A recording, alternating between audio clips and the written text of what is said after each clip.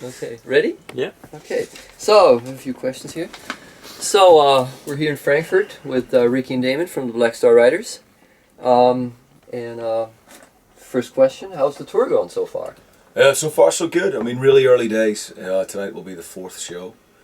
We started in Austria just a few days ago, and it's great. It's great to be out playing these songs finally. I mean, the album came out back in May, so apart from that, 4 or 5 festivals that we've done, this is really it for us. We're just great to be. It's great to be out here playing and being on a big tour. Okay. It's a new band. It's a new album. All Hell Breaks Loose. How's the reaction from the fans so far? It's been over the top, man. We talk about it often, how grateful we are that, it is a new band and a new album. And already you can see people singing the words and reacting immediately as soon as they hear the opening riff or whatever to the different songs. And I just think for the music fan, it's a great night of music because you're going to get, pretty much the entire debut album, and then lots of great songs from the Thin Lizzy catalog as well. So just for sheer entertainment value, it's a really great show. Is it an independent project, or is it kind of like the next step in this Thin Lizzy evolution? No, it's a band. It's a full-on band. It's an ongoing concern. It's not something that we're, hey, let's just do this. This will be fun for a while, and then we'll kind of go back to doing something else. We've all put everything pretty much on hold for this, and we want to continue with it for as long as possible, and we really enjoy it. I guess it is the next step in the Thin Lizzy evolution under a different guise. Of course, it is. Everybody knows that. Let's be honest, and we wanted to write new songs, and changing the name was definitely the right thing to do, and it enabled us to move forward and be able to do that, and be able to still play the Lizzy stuff as well, which we get the best of both worlds, Okay.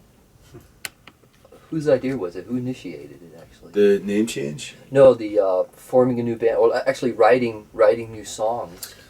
Well, basically from the time that Scott and Brian put together what I've called the 21st century version of Thin Lizzy, and they got Ricky in to front the band, the idea of new music was something that was beginning to get discussed a lot.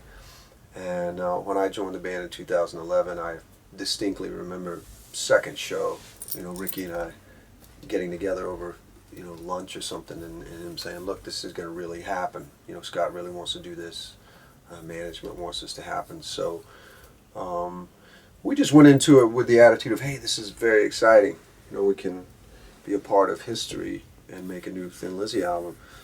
And as the songs came together, we felt great about the material. And then I think as we could step back from it a little bit and go, well, it's been 30 years since the last Thin Lizzy studio album, 1983. It was just nothing to compare it to, in history. And needless to say, Phil Lynot's, his influence and just the impact he had on the music business and on fans in general was just so big and so large, and he's bigger than life. So I think really, in fairness to our songs, it was absolutely in the best interest of all of us to to put it out under a different name, and we still are very grateful that to have Thin Lizzy is kind of like the umbrella that we were able to get started under, and to have Scott in the band and to have his not only his approval but his commitment to being on the road and touring and working it is incredibly exciting. So yeah, it kind of evolved over a period of 6 or 8 months, and but yeah, man, it was definitely the right thing to do. Did you write as a band, or were there like main songwriters? Yeah, myself and Damon would be the main songwriters. We kind of did the heavy lifting. And then once we had something that we felt we were happy with, we'd show it to the other guys and obviously take on board what they wanted to say. Or Scott would bring in a riff and show it to Damon, and then Damon would sort of show it to me, and we go in and we work on it that way. But it was the album was absolutely written pretty much on the road, which is an accomplishment because all of us musicians have felt forever, how difficult it is to write on the road, and it truly is. But again, Ricky and I especially, we knew that okay, if we're going to make this happen, we have to be very disciplined with our time. We got to work on this every day, and that's exactly what we did. Songs were written in the back of tour buses, or in the dressing rooms, or in the shower at the venue. Not together. Not together. No. Never together. Who wrote the lyrics? I did. You did? Yeah. Based on personal experience also? Yeah. Personal experience, characters that I've met, stories that people have told me, friends, family have told me. But it's all real life stuff. I mean, there's nothing that I've made up. It's not there's fictional in there, So. It has a great Irish flair in it. I mean, I have the Razor, actually my own copy. Yeah. I bought this, and right. The Kingdom of the Lost is my favorite. Sure. At the moment, but I'm just going through the songs. Oh, thank you. And well, I mean, I'm a Belfast boy, and grew up around obviously huge Irish music my whole life, and the whole influence, and that's something that I love, and I've always, been a part of who I am in my music. I think with Damon coming from Alabama, and the great Scotch-Irish influence there, and the folk music coming in there, and a couple hundred years ago, and evolving into country music and the whole southern rock thing, that it's a part of what he's into as well. So it's natural for us to want to do that, and again, something that Lizzie did very well, and something that we'd like to persevere with Black Star Riders. Right.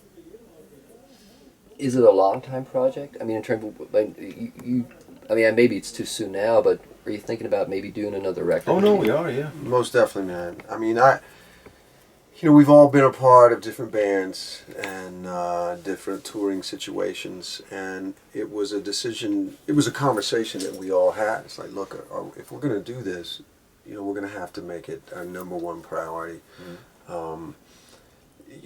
I mean, look, at the end of the day, we've all got families, and we're married, and I always like to look at it like my family's really my number one priority, and all these music things are side, are projects. But really and truly, man, Black Star Riders is true of a band as I've been in the last 15 years of my career, and again, I'm just grateful to have the songwriting chemistry that exists here, to have the Thin Lizzy legacy be a part of it, to have some of the best musicians that I've ever played with. I mean, Jimmy on the drums and Marco on the bass. I mean, that's sort of greatest rhythm sections of all time. Mm-hmm. I mean, they're just so spectacular. So it's incredibly fulfilling, and we'd love to make 5 albums, man. We'd love to be doing this for a long time. Yeah. How do you see the music business today compared to maybe as it was back in the 80s or 90s? Well, I mean, it's kind of unrecognizable, really, to be honest with you. You can sit here and moan about it, and things were better back in the day, and blah blah blah, or you embrace it and you get on with it, and it is what it is. And I think we're very much of that ideal that you've just got to.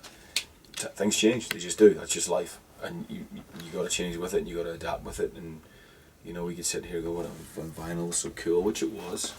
It's not the same level, of course it's not. And it won't be the same in 50 years. It just isn't. It's just evolution. It's just life. I think that you don't get as much, back in our day, I mean, sort of my old band, The Almighty, if we wouldn't have got past our first album. I mean, our biggest selling album was our third album, by far, Power Tripping. Power Tripping. And I think the record company model doesn't exist anymore, that you get that chance, they persevere with you for 5 years, and they look at the long picture. It's like you get one shot at it, you're done, next. And I think also for kids getting into it, our goal was get a record deal and you could quit your job. That advance would give you a wage and you could live, and you can, which it did for myself and Damon with Brother Kane and with The Almighty respectively.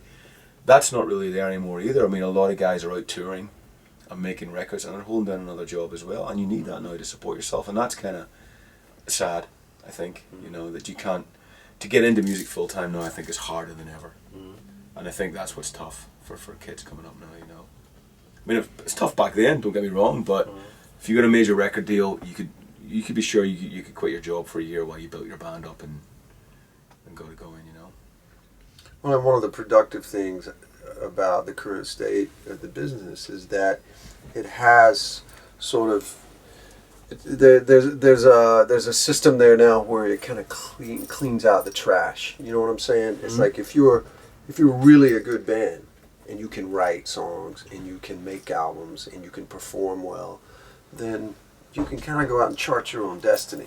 It's not going to be easy. As Ricky said, you don't have that record company support in the form of financial support to pay for a bus and pay for promotion and that kind of thing. But it's really made us value our fans even more than ever.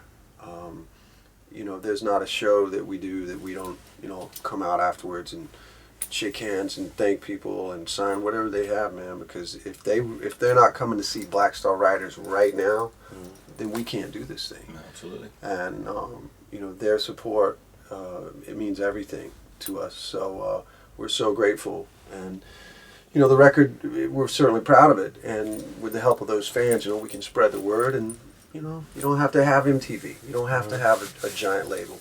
But you definitely have to work hard, and that's what we're committed to doing.